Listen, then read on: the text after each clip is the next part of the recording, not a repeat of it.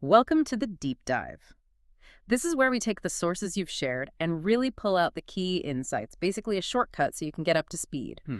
Today, we're getting into Peter Straub's Magic Terror, Seven Tales, well, excerpts from it. Right. It's a real mix of stories. It is, and our job really is to find those threads, those recurring ideas, and maybe connections that aren't obvious at first glance. Yeah, it's fascinating how you can take seemingly separate pieces like this, and when you put them together, patterns start to, well, emerge. Like looking at shards of a mirror, maybe, each showing something different but part of one thing. Exactly. A bigger picture built from fragments. Okay, so let's dive in. One of the first things that struck me right at the beginning was this observation about assumptions. Oh, yeah. Yeah, how we assume things about, say, kindergarten teachers or people who seem happy and maybe are overweight. Ah, right. That tendency to project. Hmm. We see someone and we think we know their whole inner life. Totally. Based on almost nothing. Well, it's that fundamental attribution error, isn't it? We think people's actions are all about their character, not their situation. So the cheerful, overweight person, maybe it's just a moment, not who they are all the time. Precisely. Could be a coping mechanism, could be genuine joy, but we jump to a conclusion. And then right alongside that, the narrator says something like, I'm not responsible for other people's needs. Even like important people. Mm-hmm. Quite a statement. And it's placed right next to this memory of a golden time. It That's it. creates this tension, Definitely. It's that pull between an idealized past and maybe a more complicated, jaded present. Lots of people feel that. It makes you ask, like, how much does that past memory shape how we act now? Is that golden time even real? Or is it just a story we tell ourselves to cope with the present? Good question. Then there's that scene, the kindergarten teacher driving into the, quote, slummiest section. Oh, yeah, I remember that bit. Because she thinks people like that, they never hurt people like me. Wow.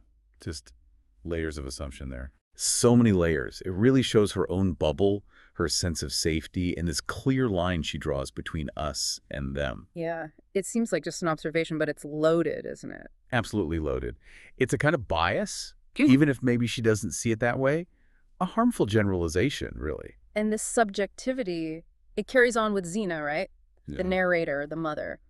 They both see Xena so differently. Mm-hmm. It really shows how relationships inside the same family can be experienced in completely opposite ways. The narrator clearly dislikes Xena, and the mother too, actually. Hints of power struggles, feeling wronged. And that dislike just colors everything, doesn't it? Every word, every action gets filtered through that negative feeling. Our emotions literally shape our reality. Okay, shifting slightly. That scene with the king. And the queen, the daughter, the diamond ring. It's so brief. But says so much. Right, the daughter asks for nothing after being told no. The queen's little dig about the diamond size. It's all about the subtext, isn't it? Unspoken desires, maybe feeling slighted, the power plays, Yeah, all in that one little exchange. like a mini drama of family dynamics right there. Exactly. Over something seemingly small like a ring, but it represents much more. Then we get the narrator's, adventures in art, using, let's say, very organic materials. It was unexpected. Yeah, and this desire to create a reaction in an audience, but an untraceable one, it feels very provocative, maybe deliberately shocking. It does, like wanting to leave a mark, maybe disrupt things, but without being identified. Makes you wonder why, Is it anger? Control? Just pushing boundaries? Interesting question. Okay, let's move to another big theme. Loss. And memory tied to loss. Oh, yes. That passage about the child of certain limitations and the irreplaceable child, that was quite powerful. Oh, incredibly moving. The way it emphasizes that each life is unique. You can't just substitute one for another. And the details they use, the Velcro shoes, the cobweb that wasn't dusted, Yeah. it makes the absence so concrete. It really does. It grounds the loss in these tiny, tangible things. And the effect on the other kids, the nightmares, it shows how loss ripples outwards. Then we're suddenly somewhere else entirely. N, in the Basque Country. Espionage vibes. Yeah, a total shift in tone. Very tense. The coded phrases like, Paris is under Japanese occupation. His routines, so precise, watching M. Hubert, Martine. You just feel the hidden agendas. That code immediately signals, okay, we're in a world of secrets now. Everything has a double meaning. His carefulness shows the high stakes. One mistake could be fatal. And then his chats with his contact, the Lakota Sioux guy, they talk about violence so casually. It's unsettling, that detachment, isn't it? Yeah, like life and death are just part of the job description, transactional. It speaks to a kind of desensitization, probably necessary for that line of work, but still chilling. What's the psychological toll? And we see N deciding to, like, cash out, Yeah. liquidate assets, start fresh, but he's also just watching a Hong Kong action movie. Ah, yeah, that juxtaposition is great. Making massive life changes, but also doing something completely ordinary. Life just carries on, even during the big moments. Exactly. The mundane keeps us grounded, maybe. Okay, but violence isn't always detached. It gets very direct, too.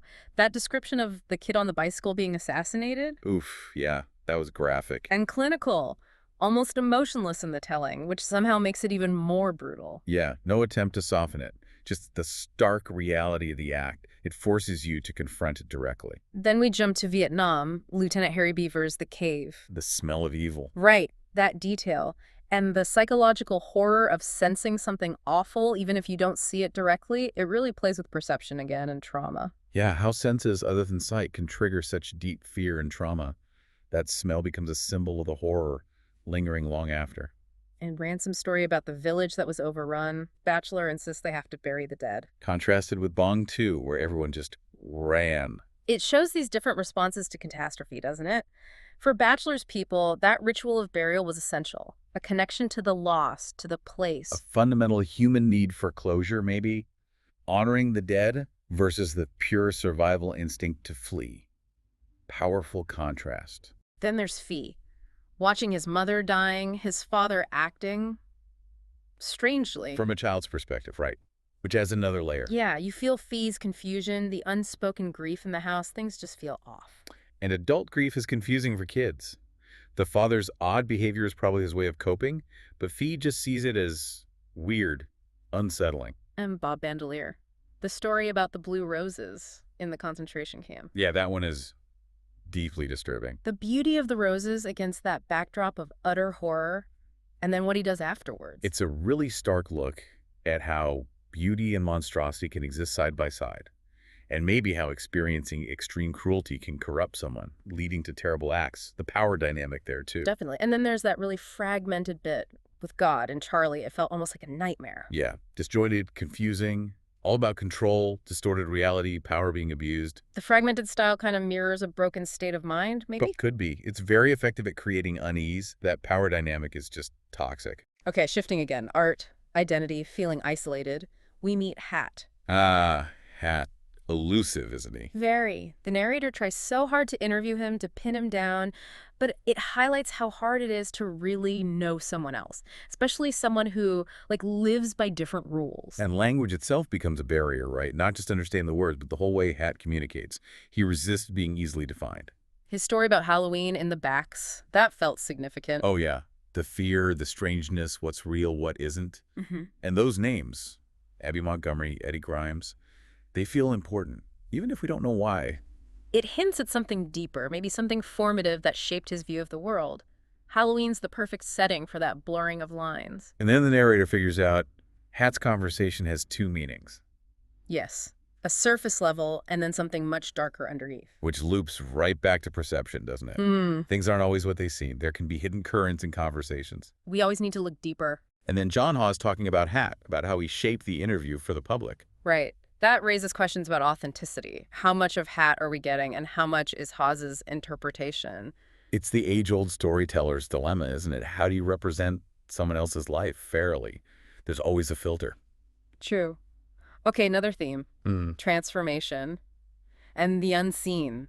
Francis T. Wardwell. His life seems to change after that run-in with Boy Tootberg. Yeah, like something broke, a loss of spirit, feeling invisible, unrecognized in high school. It shows how those early social knocks can really stick with you, erode your confidence. That feeling of being invisible is powerful. And maybe leads to his later actions. Working for Mr. McNair, the stealing. Could be, like he's trying to get back some agency, maybe. Or maybe it's resentment boiling over, a warped way of trying to feel powerful again. Then the intro to Hunger, where the author says we know almost nothing about ghosts, even though we'll all become one. Yeah, that sets a tone, doesn't it? Opens the door to thinking about what happens after death. An unseen world, maybe. Challenges our normal view of things. Definitely. And then the story of Ethel Caraway. The baby thrown from the window. Ugh. Yeah. It introduces that idea of places holding on to trauma. lingering presences, echoes of bad things. Like the violence leaves a stain and emotional residue. Exactly. A haunting, but maybe not always literal ghosts.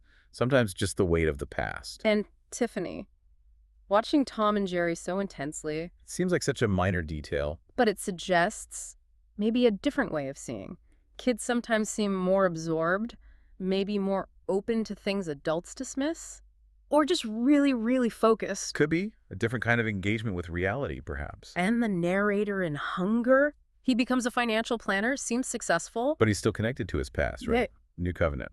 Yeah, that difficult past still weighs on him. It shows how where we come from, those early experiences, they don't just vanish, they shape us. Absolutely. Our roots stay with us, even if we try to grow in a different direction. Okay, last major area. Revenge. Justice, consequences. Back in Hunger. Marguerite's betrayal. Yeah. And the narrator's reaction. Hiring Club and Cuff. That sets something dark in motion. Oh, big time. That decision to seek revenge is huge. And Club and Cuff, they seem like bad news. Takes things into a really murky moral place. Their methods, their philosophy, especially about pain being like transformative, it's chilling. It's a totally warped view of justice, isn't it? So detached from normal morality. They seem to enjoy the process almost. And the consequences. Green chimneys, the fire, Marguerite and Leeson vanishing. It shows how revenge just spirals out of control, right? You can't predict the outcome. It's almost always destructive. Things rarely go according to plan when you go down that road. Never. It unleashes chaos. So the narrator leaves, tries to disappear, ends up back in New Covenant seeking anonymity, Full circle almost. and then gets invited to read the lesson at the temple. Unexpected. Very. It leaves you hanging, doesn't it? Is it a chance for redemption? Or is he just getting pulled back into the thick of his past again, unresolved? So, wrapping this up, looking back at all these pieces from Straub, wow, we've covered a lot of ground. We really have. Perception, loss, memory, violence in so many forms, identity, the unseen, revenge. It's this incredible, often unsettling tapestry of human experience. Yeah, and what's striking is how these stories, these excerpts, they don't really offer easy answers, do they? They raise more questions. They absolutely do. They make you think about who we are, how we see things, what drives us. Which is really the goal here, I think. Exactly. So, for you listening, think about which of these threads really grabbed you. Perception, loss, revenge. Yeah, how much thinking about these fictional takes shed light on your own world, your own understanding of people. It's definitely worth mulling over. The stories we read, the stories we live, and the realities we build, lots to chew on there.